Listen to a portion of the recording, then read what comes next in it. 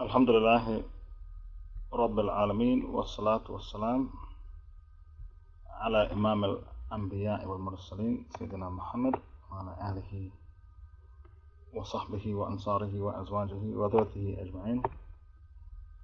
Allahumma arna al-haqqa haqqan wa warzuqna ittiba'ah wa arna al-batila batilan wa warzuqna ijtinabah. Beloved brothers and sisters in Islam, Assalamu alaikum wa rahmatullahi wa barakatuh. Welcome back to this, another of our sittings. By Allah's will, we shall be continuing with the Tafseer of Surah Al-Ankabut. The last time we were here, we stopped at the ayah 28, and remember the people of Lut. When the people of Lut, and Lut said to his people, you commit sodomy, you commit homosexuality, the worst sin which none has preceded you in committing. No one in the world did what you have done. You use men to satisfy your sexual needs. Instead of using women to satisfy your needs, you use men to satisfy your needs. Where you practice sodomy with men and rob the wayfarer, the travelers, and practice munkar, disbelief and shirk, and every kind of evil, wicked deed in your meetings. But his people gave no answer except that they said, bring Allah's torment upon us if you are speaking the truth. The people of Lut, they were the first to introduce sodomy, homosexuality, and they introduced highway robbing. They robbed those who passed by the highway. And they introduced fights between animals, like two rams would fight, and cockfight. They were the ones who introduced that to mankind, the cockfight, or the ram fight. They make animals fight for their own entertainment. And they used to compete to see who can fart the loudest. So it shows you how immoral they were. They break wind in public and compete to see who can fart the loudest. And they used to have sex in public. So this shows you how immoral the people of Lut were, and this was in Palestine. All of this was taking place in Palestine, because the city of Sodom and Gomorrah that was in Palestine. He said, my Lord, give me victory over the people who are mufsideen, those who commit great crimes and sins, oppressors, tyrants, mischief makers, and corruptors. Please send out invites to all those who are on your pass list so that the people know that the dars has started. And when our messenger came to Abraham with the glad tidings, they said, verily, we are going to destroy the people of Lut. Messenger means the angel, Gabriel and another angel. In some hadith, there were three, some hadith says two. So they brought a glad tidings to Abraham. So what is the glad tidings? The glad tidings that they brought to Abraham is that your wife, who was barren for so many years, she's going to get pregnant, and she will give birth to a boy whose name will be Ishaq, Isaac. And the bad news is that I'm going to destroy the city of Sodom and Gomorrah. So they gave him the glad tidings. His wife, who was barren for so many years, will get pregnant, and she will give birth to Ishaq. The bad news, I'm going to destroy the city of Sodom and Gomorrah. So whenever you have two news, one is good, one is bad, the sunnah is for you to give the good news first, because this is what the angels did. They gave him the good news before they gave him the bad news, according to Surah Al-Ankabut, verse 31. Abraham said, but there is Lot in there, He was concerned about his family. Lot is in there. Lot is my nephew. Lot is my nephew and he's living there. They said, we know better who is there. We are angels, so we know better than you who is in there, the city of Sodom and Gomorrah. We know better than you who is in there. We will verily save him and his family, except his wife. She will be of those who remain behind. She will be destroyed along those who will be destroyed with her folks. So Hijrah was not on her mind. The wife of Prophet Lut, Hijrah is not on her mind, and she will never leave the city. She's going to stay behind and become destroyed with her folks, who will be destroyed with the destruction. So whenever a woman is unable to make Hijrah, we say she is in the madhab of the wife of Lut. She follows the madhab of Prophet Lut's wife, because she was not able to make Hijrah. She likes to live in Dar al-Harb. So anytime we find a woman who cannot leave Dar al-Harb, she finds it impossible to make Hijrah, we say she is like the wife of Prophet Lut and she belongs to the same madhab. Now, it's not surprising that the wife of Prophet Lut cannot make Hijrah. She couldn't make Hijrah. The Prophet said that when the Dajjal comes, the majority of his followers will be Jews and women. And a man will have to use a rope and tie up his wife, his mother, his aunt in the house, his daughter, his mother, his wife, his aunt, out of fear that the women will leave the house to go and follow behind the Dajjal. That's the hadith of the Prophet ﷺ. A man will physically use a rope to tie up the women folks in the house. Because if he doesn't do that, they will leave the house to go and follow behind the Dajjal. So women will gravitate towards countries like Europe and America. A woman will gravitate towards these countries that are Sodom and Gomorrah, because women like comfort. So the comfort that these countries provide will cause women to gravitate towards these countries, and they will refuse to make Hijrah. And when our messengers came to Lut, he was grieved because of them and felt straitened on their account, because Allah sent the angels in the form of handsome young men as a fitna for the homosexuals. This is why Allah said what He said. It was a big fitna for the homosexuals, because Allah sent the angels in the form of handsome young men. The reason why Lut was worried for them is because he did not know they were angels. He thought they were ordinary men. And the homosexuals warned him, if you should have male guests, we are going to come and rape them in front of your very eyes. Even when they passed by Abraham, he was worried, because he cooked for them. He gave them Islamic hospitality. He fed his guests. But when he cooked for them, they did not touch the food. And he became worried. How can I spend my time preparing food for my guests and they don't touch my food? I gave them the best of hospitality. They didn't touch the food because angels don't eat and drink and angels don't have sex. That's why they did not touch his food. And those who believe that Iblis was an angel, their Aqidah is wrong. And their Aqidah contradicts the Holy Quran. And this is the Aqidah of Zamakhshari, a Mu'tazilat. What's his Aqidah? Iblis was a fallen angel. The Christians, that's what the Christians believe. Iblis is a fallen angel. At no time was Iblis ever an angel, he was always a jinn, like Allah told you in Surah 18 verse 50. وَإِذْ قُلْنَا لِلْمَلَائِكَةِ أُسْجُدُوا لِآدَمَ فَفَسَجُدُوا إِلَّا إِبْلِيسَ كَانَ مِنَ الْجِنِّ فَفَسَقَ عَنْ أَمْرِ رَبِّهِ.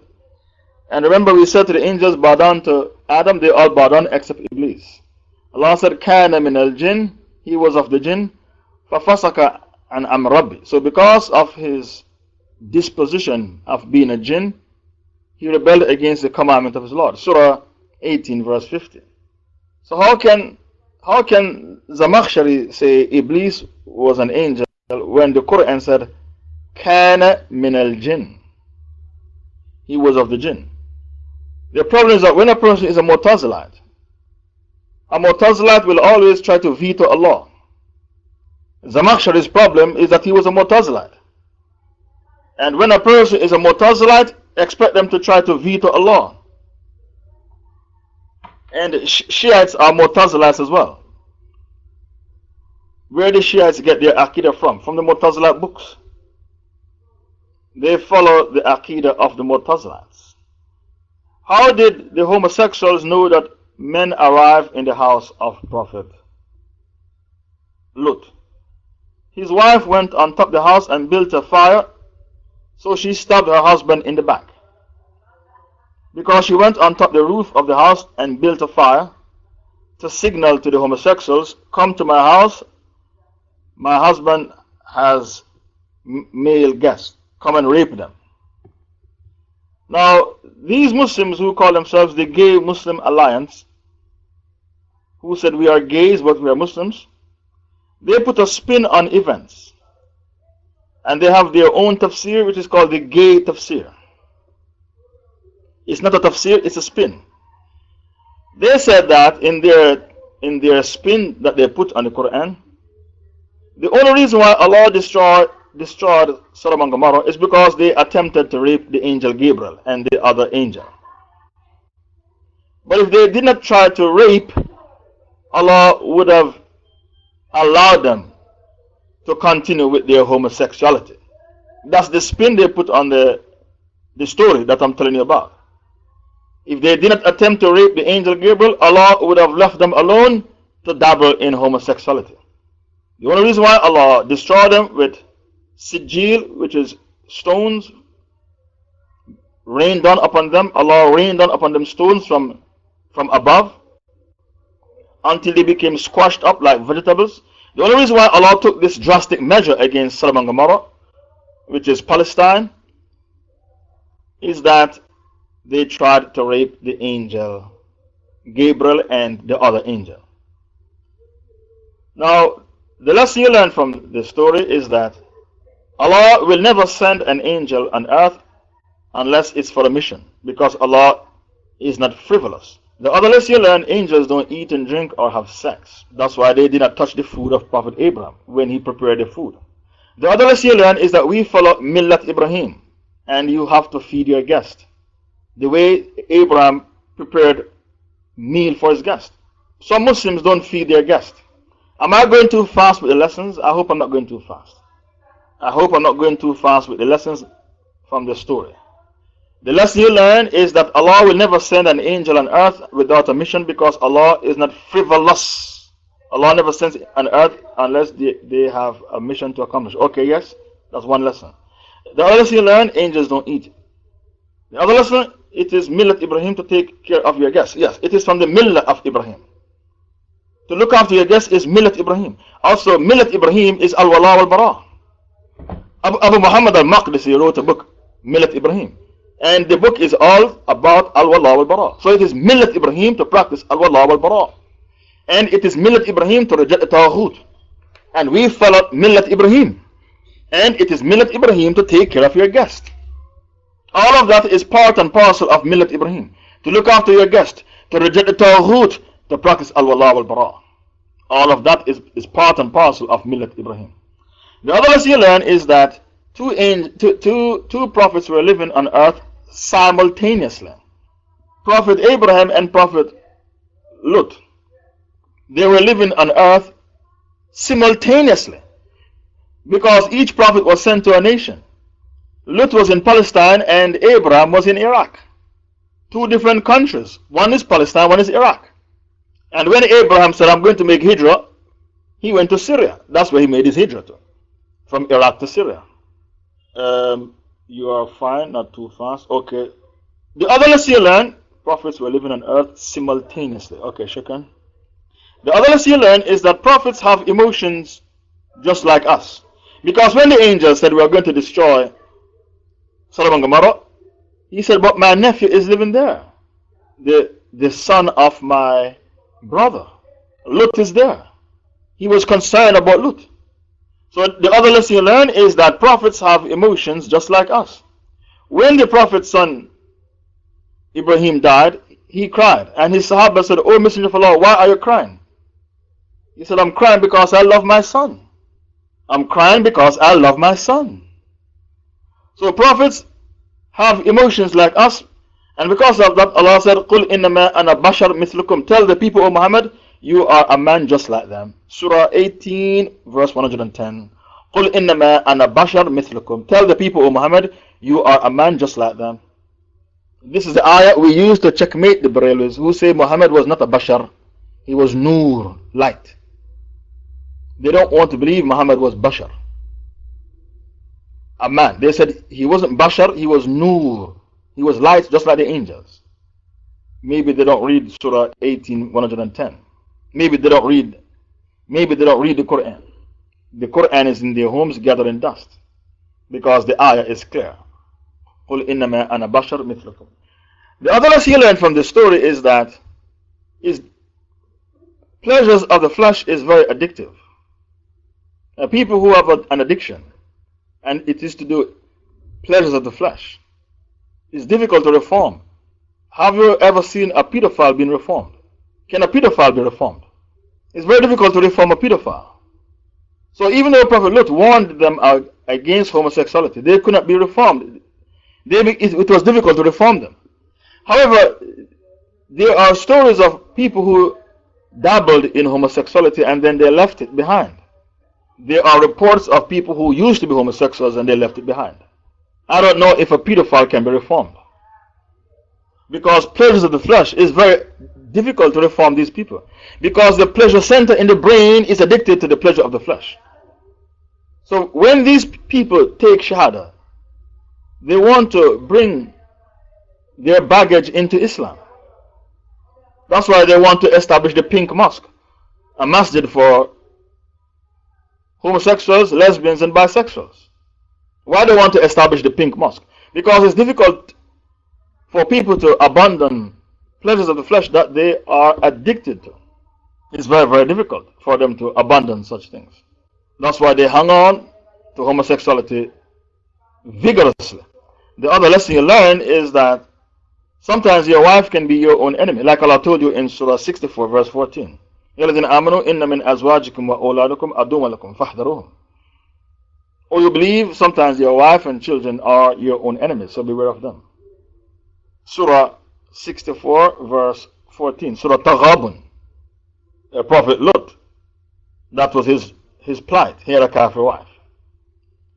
The other lesson you learn is that when you have a kafir wife, your mission will not be very successful. Look at Prophet Moses. His mission was very successful. Look at Abraham. His mission was successful. Abraham is the Imam of mankind, because from his lineage comes all the prophets. When we say Abraham was the Imam of the Alameen, the mankind, what do we mean? From the loins of Abraham. Prophethood can only come from the loins of Abraham. No other prophet, nobody else. A prophet has to come from the loins of Abraham. Nobody else. Look at the Prophet Muhammad. His mission was very successful. He didn't have any kafir wife. So the other lesson you learn from the story is that a prophet can have a kafir wife. There is a hadith that says, if you eat with a person who will be in Jannah, automatically you will go to Jannah.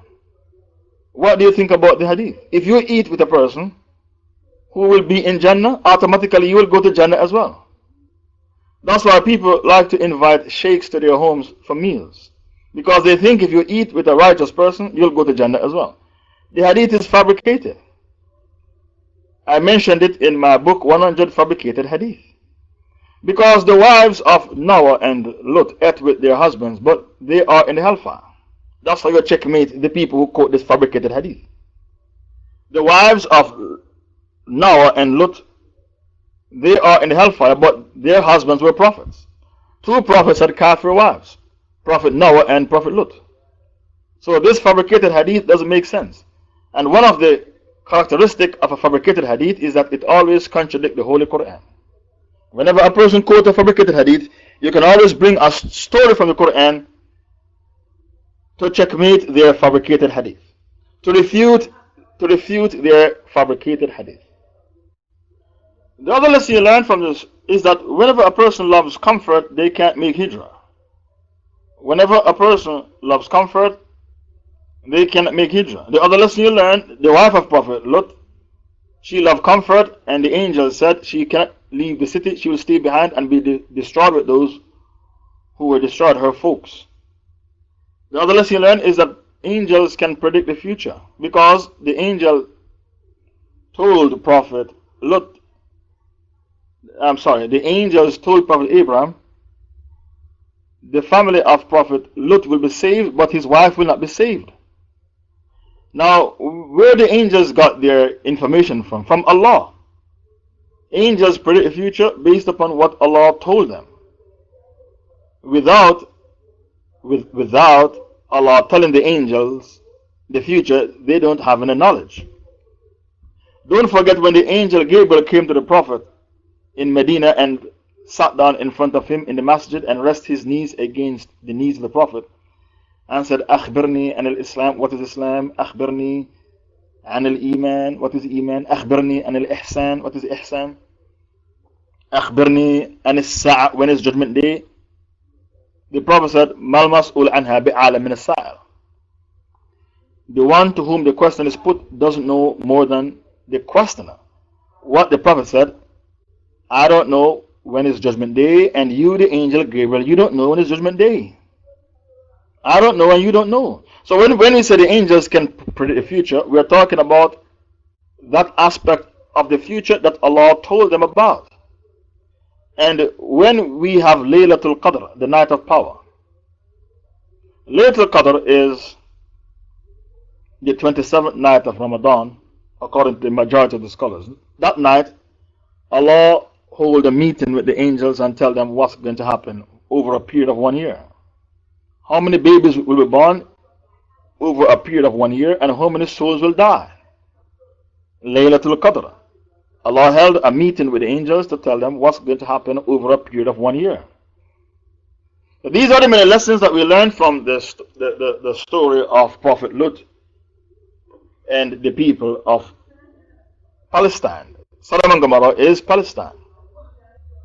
Sodom and Gomorrah is Palestine. Verily, we are about to bring down on the people of this town a great torment from the sky because they have been rebellious against Allah's command. They rushed to the house of Prophet Lut when his wife built a big fire to rape his guest. And he said to them, do not disgrace me in front of my guest. The other lesson you learn is that Muslims do not disgrace their guest. When you have a guest, you're supposed to protect your guest and show maximum respect to your guest. That is our Islamic culture. He put his life on the line to protect his guests, and he did not know they were angels. He thought they were ordinary men. So why Prophet Lut came out of the house and said, do not disgrace me in front of my guest? Because the Muslim culture is that you respect your guest and you protect your guest. When the Kuffar told the Taliban to hand over Osama bin Laden, they could not hand him over. Why? Because you can't. Osama bin Laden was a guest in Afghanistan. They couldn't hand him over. How can you hand over your guest? They don't want to go down in history as a Muslim nation that handed over Osama bin Laden to the Americans. That would be very bad for their reputation as a Muslim. They rather to lose a government.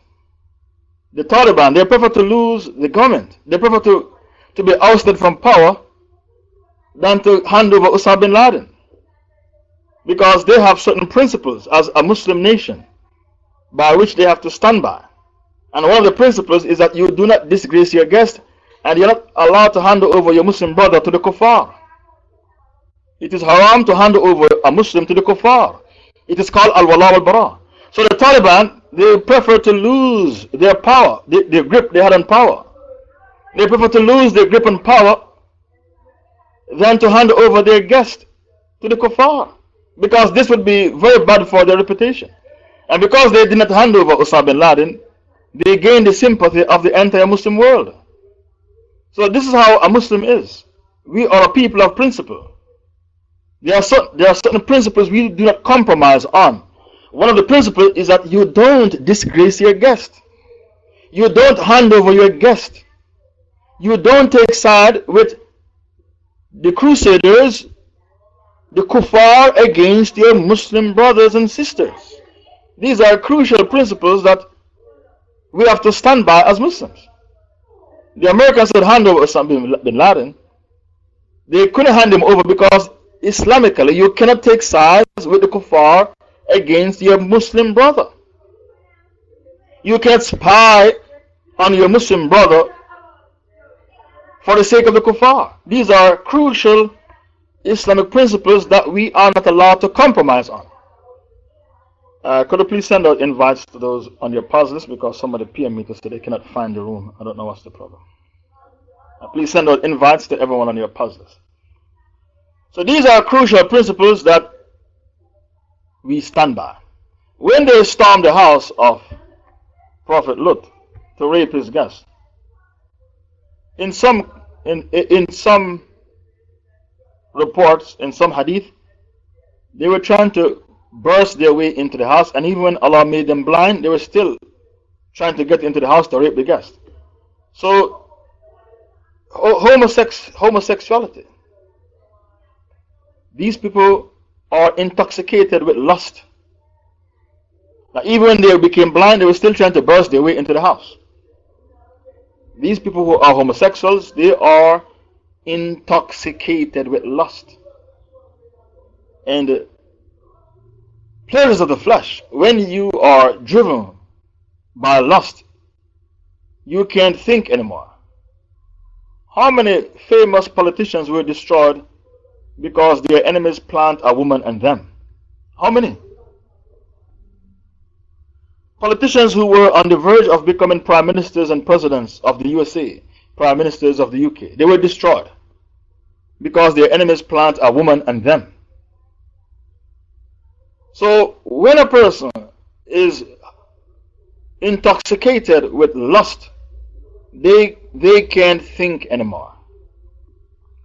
Then Allah rained down upon them sijil, stones from above, until they became scorched up like vegetables. The reason, the other lesson you learn, is that your sins cause you to be destroyed. Natural disaster is a result of your sins. I'm sure you have all read Surah 91, Surah Shams. Allah said, فَدَمْدَمَ عَلَيْهِمْ رَبُّهُ بِذَنْبِهِمْ. We rained down upon the people of Thamud, the people of Salih. We rained down upon them fire and brimstone because of their sin. فَدَمْدَمَ عَلَيْهِمْ رَبُّهُمْ بِذَنْبِهِمْ. So the other lesson you learn from this story is that natural disaster is a direct result of your sins. So when Aisha said to Rasul, tell me about earthquakes, Aisha was intrigued with earthquakes. And because Aisha radiallahu anha was intrigued with earthquakes, she said to the Prophet, tell me about earthquakes. The Prophet said, oh Aisha, it is a punishment for the kuffar, but it's a lesson for the believers. O mother of the believers, it's a punishment for the kuffar. O mother of the believers, relate to us regarding earthquakes. As to their causes, she turned her face away. Anas asked her, relate to us regarding earthquakes.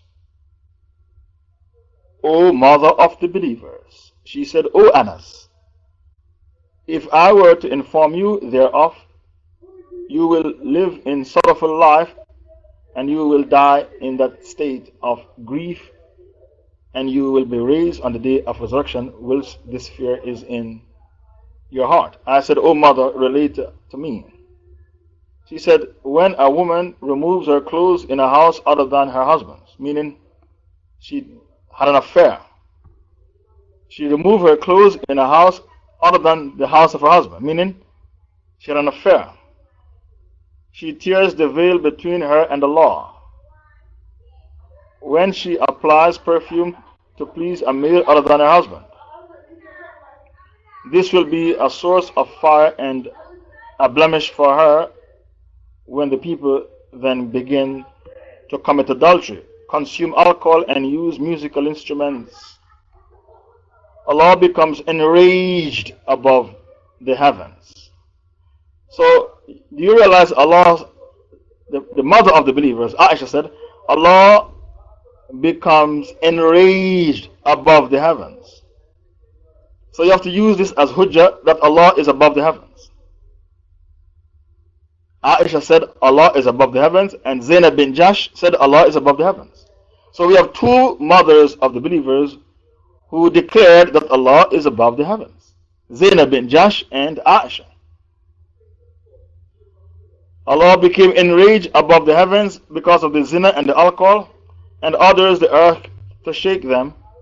If they repent and refrain, then it is good for them. Otherwise, Allah will cause it to fall upon them. I asked, is this their punishment?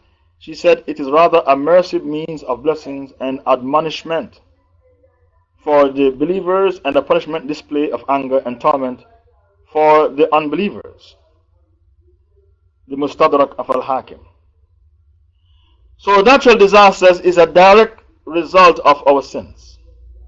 There's absolutely no doubt about that. Natural disasters is a direct result of our sins. Verily, we are about to bring down on the people of this town a great torment from the sky, because they have been rebellious against Allah's command. And indeed, we have left thereof an evident sign, an ayah, a lesson and a warning and a sign, the place where the Dead Sea is now. Ayah 35. Where is the Dead Sea? The Dead Sea is Palestine. For our folk who understand, there are a lot of European tourists who go there to swim in the sea, when Allah Ta'ala said that sea will become a sign for mankind. That sea is the saltest sea on earth. That sea is the saltest sea on earth right now. No sea has more salt than that region, the Dead Sea. Europeans, they go crazy for the Dead Sea, where the homosexuals were destroyed. So they travel there in busloads of tourists to go and swim in that salty sea. Because anything to do with homosexuality, the Europeans gravitate towards it. And anything to do with the Pharaoh, the Europeans gravitate towards it. Anything to do with Nimrod, the man who threw Abraham in the fire, the Europeans, they go crazy about it. Anything to do with the Pharaoh, the Europeans go crazy about it. Because the Europeans, they have their Salaf that they follow. Their Salaf is Nimrod, the Pharaoh, and Sodom and Gomorrah. And because the Europeans, they gravitate towards homosexuality, when Bilal Phillips was in Germany, they gave him 3 days to leave the country. If not, they are going to dump him in prison and throw away the key. Because he doesn't endorse homosexuality. And they asked him a question, and he said homosexuals are killed. They said he is inciting the murder of our gay community. So we are giving Bilal Phillips 3 days to leave Germany. If not, we are going to dump you in prison and throw away the key. And German expels openly homophobic Imam Bilal Phillips. And in America, the president endorsed gay marriages. And in every European country, they endorse gay marriages. In every European country. Because anything to do with homosexuality, the Europeans, they gravitate towards it.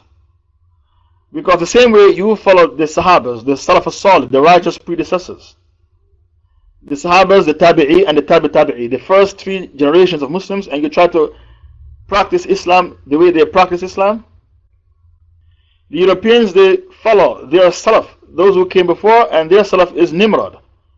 They even have an aeroplane that they call the Nimrod aeroplane. They eat pork like Nimrod ate pork. He was the first person to eat pork. Nimrod used to go to bed with his mother. Incest, Europeans, they gravitate towards incest. In France, a man can go to bed with his daughter, as long as she is at puberty and she agreed. They gravitate towards Nimrod, they gravitate towards the Pharaoh of Egypt, and they gravitate towards Sodom and Gomorrah.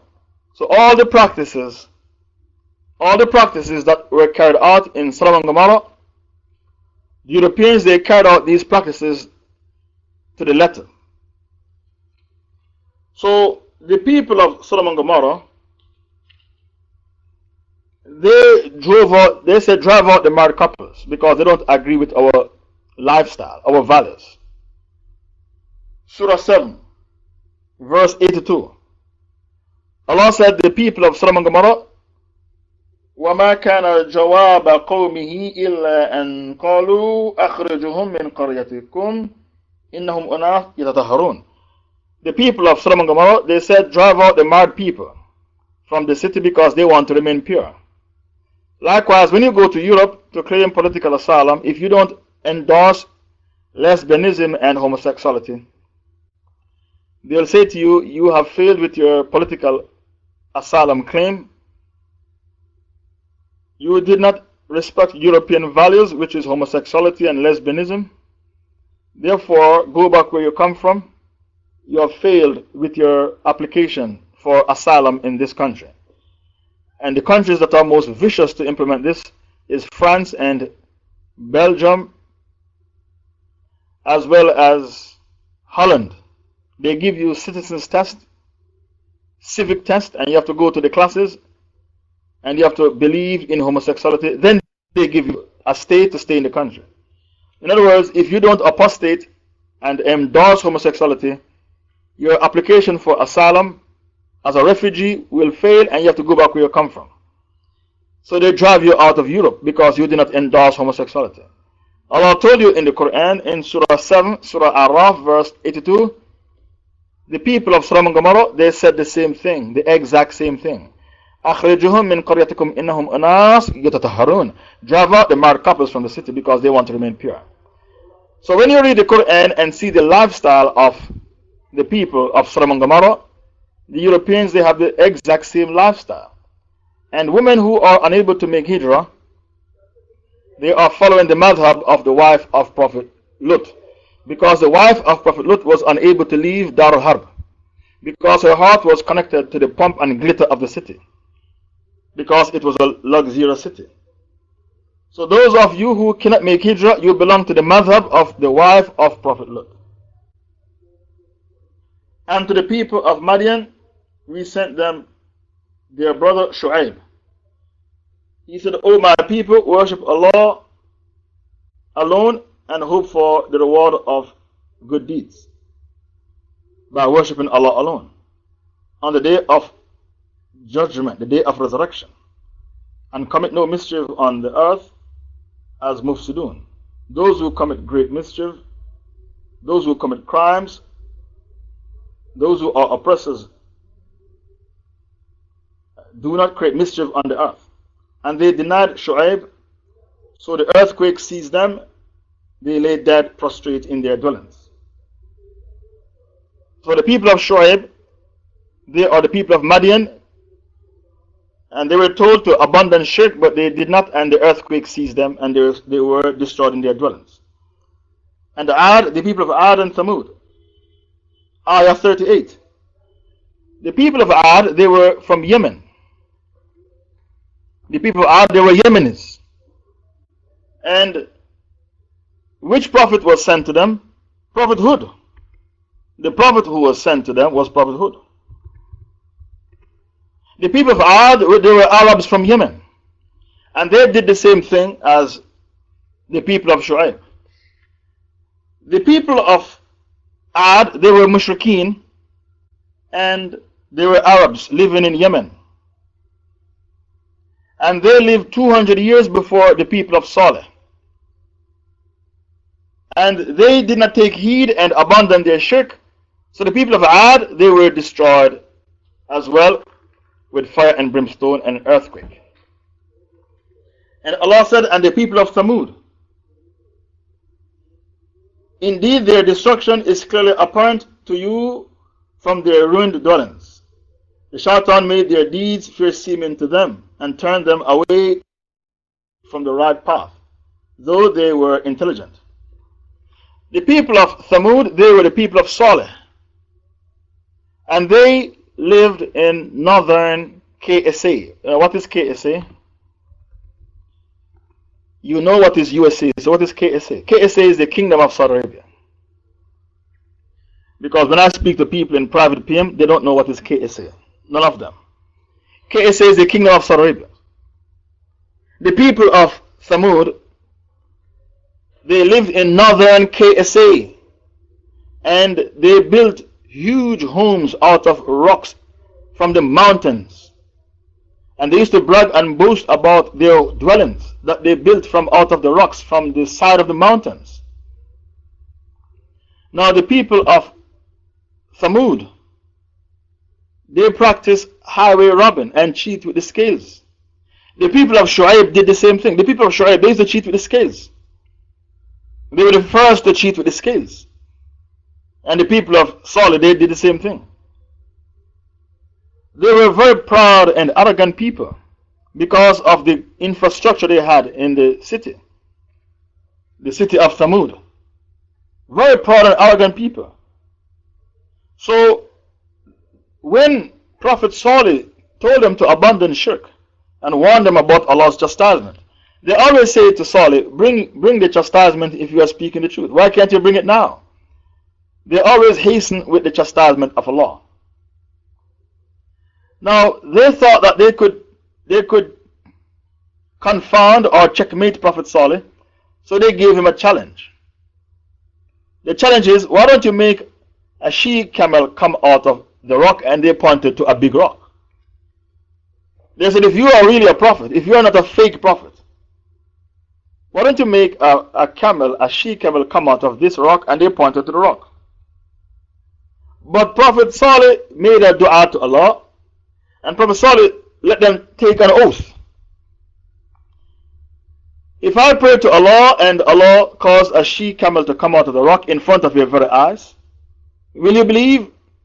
They said yes. So Prophet Salih said, testify, swear by Allah, you'll believe. Say Wallahi. And they said, Wallahi, we'll believe. So when they gave Prophet Salih the challenge, he didn't jump at it just like that. He took an oath from them. The oath is, promise me that you will believe if I pray to Allah and Allah send a she-camel out of the rock. Because they pointed to the rock and said, if you are a prophet, a real prophet, why don't you make a she-camel come out of this rock? Before Prophet Salih made his dua to Allah and asked Allah to send the camel out of the rock, he took an oath from them. Say, Wallahi, you will believe if I pray to Allah and Allah send a she-camel out of the rock. They took the oath. They said, Wallahi, we will believe. So Prophet Salih prayed to Allah, and the camel came out of the rock. When the camel came out of the rock, the camel was heavily pregnant. The camel was heavily pregnant. And soon afterwards, the camel gave birth to a young one. This camel was a special camel. It was huge. It was bigger than the other camels.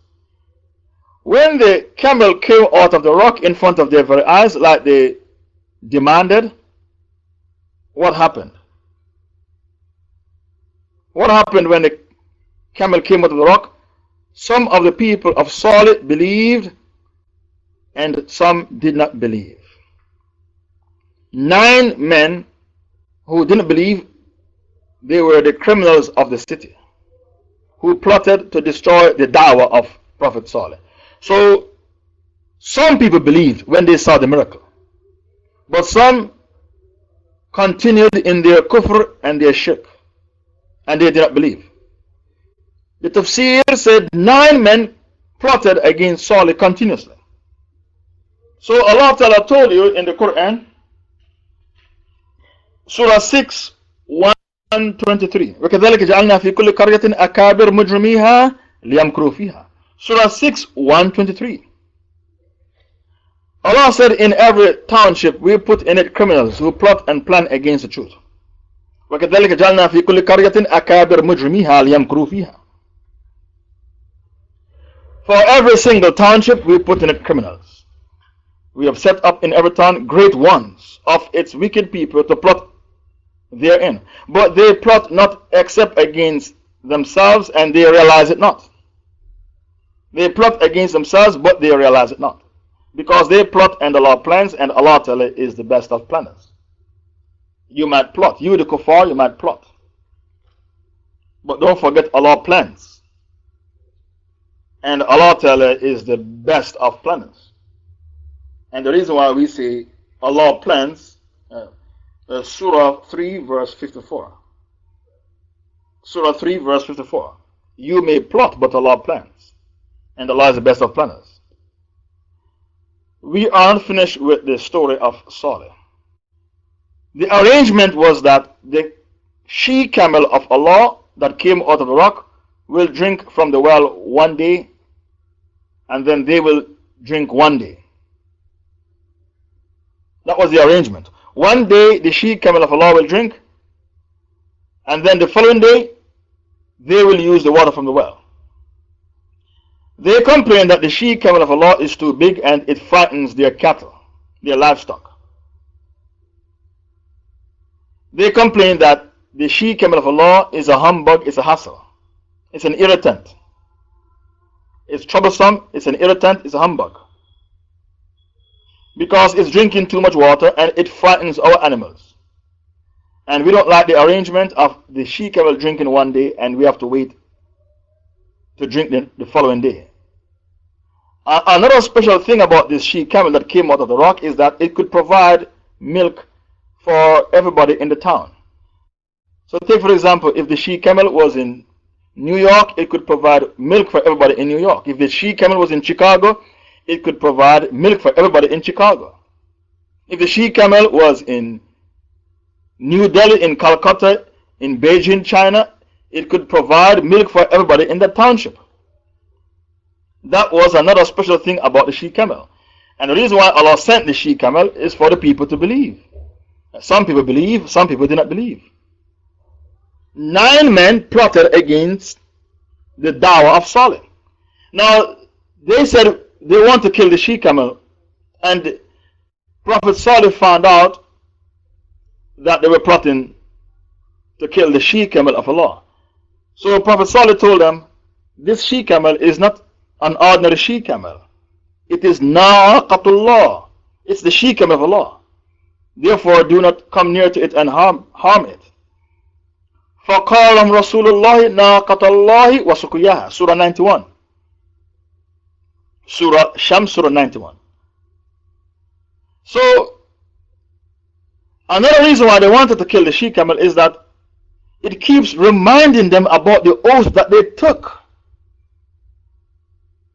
Because before the she camel came out of the rock, they told Prophet Saleh, Wallahi, we will believe. So every time they see the she camel and its miraculous traits and characteristics, the she camel kept reminding them about the oath that they took. So they thought it's better we kill the she camel so that it stopped reminding us about the oath that we took with Prophet Saleh. So they ambushed the she camel, and when it came to drink, they killed it. They killed the she camel. In some tafseers, it says that when the men were hesitant to kill the she camel of Allah, a woman who was known for having the most beautiful girls in the city of Thamud, she said, any man who killed the she camel, I'll give him my prettiest daughter to marry. I read that in some tafseers when I read the story of Prophet Saleh and the people of Thamud. And when the men heard about women, they became crazy and decided to kill the she camel of Allah. And they killed the she camel of Allah. Prophet Saleh, when he found out that they killed the she camel of Allah, he told them, you have 3 days by which to live. I warned you about killing the she camel of Allah, and you did not take heed. You did not heed my words. You killed the she camel. Therefore, I'm giving you 3 days to live. not only did they kill the she camel of Allah, but they were also plotting to kill Prophet Salih himself. The 9 men who were the criminals of the city. Like Allah told you in Surah 6, 123. For every township, every city, we put in it criminals who plot against the haqq. وَكَذَلِكَ جَعَلْنَا فِي كُلِّ قَرْيَةٍ أَكَابِرَ مُجْرِمِيهَا لِيَمْكُرُوا فِيهَا. Every township, we put in it criminals who plot against the haqq. 9 men plotted the death of Prophet Saleh. When they were going to his house to kill him, they were destroyed with fire and brimstone. So they didn't kill Prophet Saleh. When the 3 days came, like Prophet Saleh promised, the people of Thamud, fire and brimstone rained down upon them, and they were destroyed in their dwellings. So this is the story of the people of Saleh. And they dabbled in shirk and highway robbing and cheating with the scales, just like the people of Shu'aib. They walked in the footsteps of the people of Shu'aib. And Allah said the people of Saleh, when they were doing their haram, the shaitan made their evil deeds fair seeming to them. The lesson you learn from this story is that miracles don't always make a person believe. There is no guarantee that a miracle from a prophet will make a person believe. Because Allah blessed Muhammad with the splitting of the moon. And when Quraysh saw the moon split in front of their very eyes, they said, Muhammad worked magic on our eyes. All what happened is that Muhammad, he worked magic on our eyes. Surah 54. The miracle of Muhammad is mentioned in Surah 54. اقتربت الساعة وانشق القمر وإن يروا آية يعرضوا ويقولوا سحر مستمر. Judgment day has drawn near, and the moon was cleft asunder, and whenever they see a miracle from their Lord, a sign, ayah, they say this is just magic. So the lesson you learn from the people of Saleh is that a miracle is no guarantee that every single person will believe. Because when the she camel came out of the rock, some believed, but some did not believe. Some believe, some do not believe.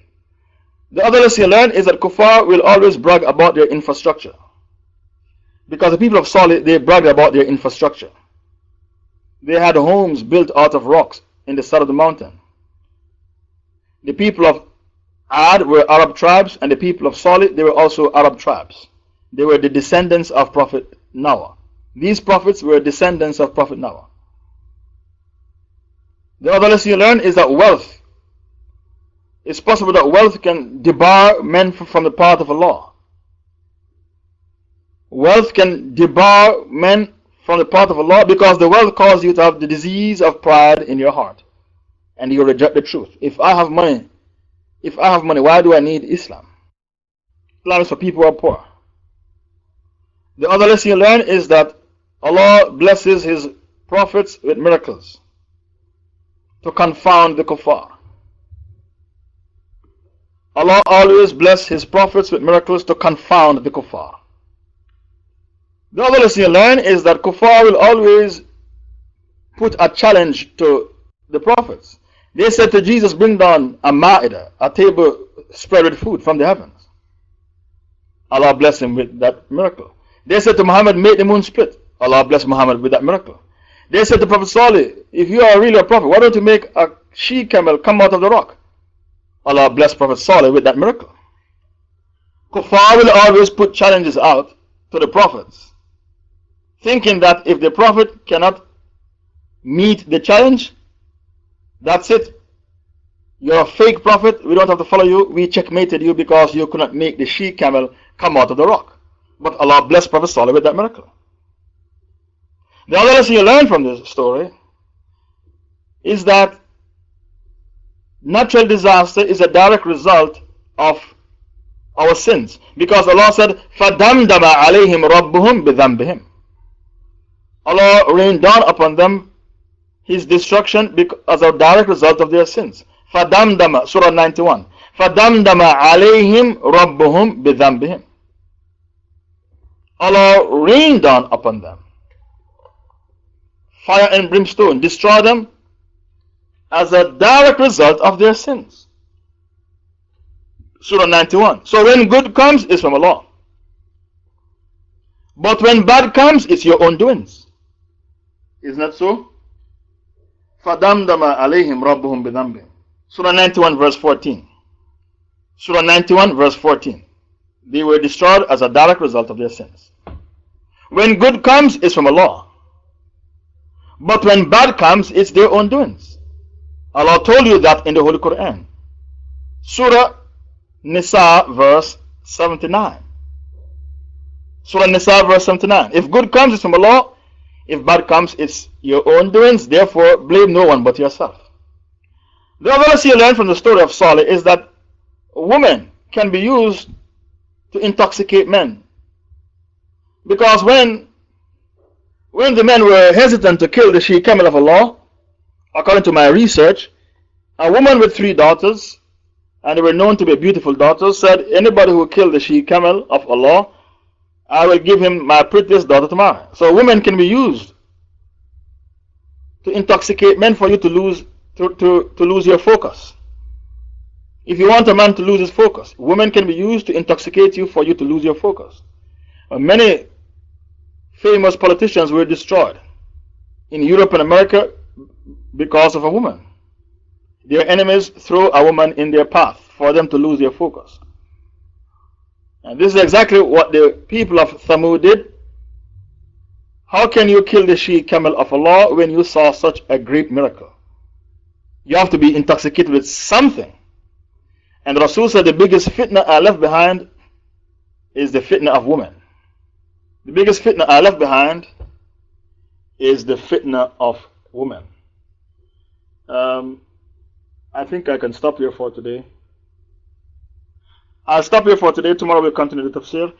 Today's topic is the tafsir of Surah Al-Ankabut, and the topic is the people of Ad and Thamud. The people of Ad and Thamud. Authentic 35, that's our topic for today. The reason why I decided to stop is because tomorrow is a different story. The people of Qarun, the people of the Fir'aun, the people of Musa. So it's a totally different story. That's why I decided to stop. The people of Ad and Thamud. Okay, I'm taking 5 questions in regards to the tafsir you've just listened to. Okay, Bismillah, question number 1. Where are Qahtani tribes descendants of Nuh? There is no doubt that they were descendants of Nuh, and they are Yemenis as well. There is no doubt that they were descendants of Nuh. They're Arabs, and they were Yemenis as well. And Nuh himself was an Arab prophet. Okay, what's the other question? Bismillah. Since the moon has split, I think NASA are hiding it, don't you think? I don't think they are hiding it because they said they can still see a split in the moon. Surah 54 told us the moon has a split in it. The moon was cleft asunder, and Judgment Day has drawn near, and the moon was cleft asunder. I don't think NASA is hiding it. They have declared that the moon has a split in it. It's impossible to hide something like that, because the Quran said the moon has a split in it. The moon is split and Judgment Day has drawn near. Surah 54. Surah Qamar. And every time the kuffar see a sign from their Lord, they say, Sihrun mustamir. This is magic. So one of the lessons you learn is that a miracle, there's no guarantee that the kafir will believe when they see a miracle. Because Quraysh didn't believe when the moon split. They said Muhammad worked black magic on our eyes, the moon didn't really split. When the pregnant she camel came out of the rock in front of their very eyes, the people of Thamud. Now, where is Thamud? I told you, northern KSA. KSA means the kingdom of Saudi Arabia. In the northern region of Saudi Arabia, that is the people of Thamud. That's where Saleh was. And Saleh was an Arab prophet. Prophet Hud, who was in Yemen, he was an Arab prophet. Both were from the descendants of Prophet Noah. Till today, you can see the remains of the people of Thamud. Till today, you can still see, if you travel to northern Syria, you can see the remains of the people of Thamud. Bismillah, Assalamu alaikum, Shaikh Faisal. I have seen a dream that I was fighting and was with brother like the Mujahideen, and I was shot. And I was asking Allah to give me shahada. Can you tell me what the dream means? Now, you did not say you died in the dream, you were shot. That means the dream means you'll do something great for Islam in the future. Allah will use you as a stalwart for Islam in the future. You didn't say you died, but you were shot. It means you'll do a great sacrifice for Islam in the future. Allah will use you as a stalwart for Islam in the future. The word stalwart means one of the champions of Islam. Stalwart means a champion, a person who championed the Islamic cause. So you'll be a stalwart for Islam in the near future. That is the interpretation of the dream, that you'll do a huge sacrifice for Islam in the near future. Any more questions? Okay. Assalamu alaikum, Sheikh. It seems that the jihad against the Shiites is now spreading to Lebanon. What do you think this could mean for the region?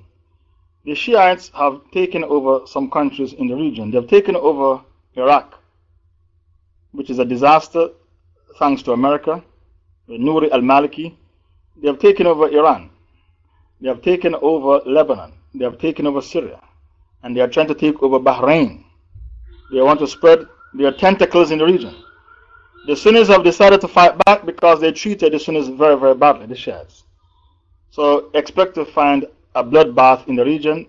The bloodbath has started in Syria. It's going to spread to Lebanon. It's inevitable because Lebanon is greater Syria. Lebanon is greater Syria and Kuwait is greater Iraq. So what happens in Syria will affect Lebanon because Lebanon is greater Syria. It's the French who broke away Lebanon from Syria. Lebanon is greater Syria. So expect to see a bloodbath in both Syria and Lebanon. It is inevitable because Lebanon is greater Syria, because the Sunnis are fighting back against the Shiites, who are the Yahud of the Ummah, the Jews of the Ummah. The Shiites, they are the Yahud of the Ummah. You shouldn't call a Shiite a dog, because that is injustice to the dog. They are worse than dogs. You have seen them bury a man alive in Syria because the man did not say there is no God except Bashar al-Assad. If you don't say there is no God except Bashar al-Assad, either they kill you or bury you alive in Syria.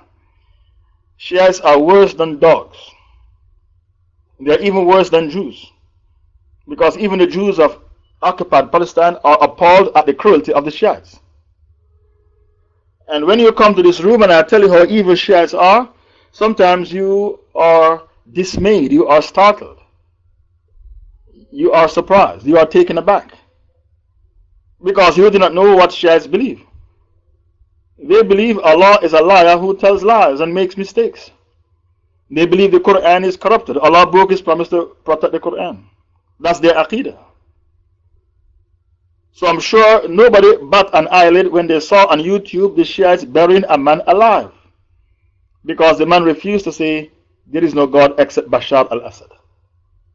Okay, bring me the link from YouTube where a Shiite, the Shiites are burying a man alive because the man refused to say there is no God except Bashar al-Assad. I'm sure nobody in this room bat an eyelid when they saw that on YouTube, because I told you what Shiites believe. They believe Allah is a liar who makes mistakes, and they believe Allah broke His promise to protect the Quran because the present day Quran is corrupted. And Aisha had an affair. Even though Allah said she was innocent of the charge, they continued with the ifk. They are unrelenting. The Shiites, they continue with the ifk. The word ifk means a big slander, a lie, especially to do with sex. The word ifk means a big slander, a lie, especially if the slander is to do with sex. It's called ifk. What they said about Aisha is ifk. And the Shiites till today, they continue with the ifk. They write it in their books. their Aqidah books that Aisha had an affair. And when the Mahdi comes, he's going to take Aisha out of her grave and punish her for having an affair when she was married to the Rasul. You underestimate how evil the Shiites are, and they are worse than Jews and Christians. Their kufr is worse than the kufr of Jews and Christians. And many of you were surprised when I told you what Shiites believe, because you underestimated the evil of Shiites. There is no such a thing as a good Shia, neither the one who is alive or the one who is dead. A good Shia doesn't exist, neither the one who is alive or the one who is dead. Women can hear the recitation of Quran by male in videos and pictures. What is the aura? What is the aura here? The voice of a man is not his aura. And the voice of a woman becomes her aura when she beautifies the voice. Women can hear the recitation of Quran by male in video and MP3. What is the aura here? The voice of a man is not aura. And the voice of a woman becomes her aura when she beautifies her voice. If she speaks normally, her voice is not her aura, but when she beautifies the voice, then the voice becomes her aura. That was the last question. The reason why we say that the voice of a woman is not her aura is because then she's not allowed to answer the phone. If the voice of a woman is her aura, that means she can't answer the phone at home, the house phone, just in case a man rings and hears her voice. So it becomes haram for her to answer the house phone. So we say to you, the voice of a woman becomes her aura when it's beautified. That's when the voice of a woman becomes her aura, when it is beautified. I had a dream that my friend called me from Somalia when I was in a pool and then I was swimming towards him. What's this mean? I had a dream that my friend called me from Somalia when I was in a pool and then I was swimming towards him. What's this mean? Somalia is a land of jihad. Your dream means you will gravitate towards that land to help with the jihad effort. Somalia is a land of jihad. Your dream means you will gravitate towards that land to help with the jihad effort. I was told there are 6 questions. Is that a question? Is that a 6th question? Question, okay, that's it. I don't think there's any more questions. Please continue to invite your families and friends to the room to learn their Aqidah.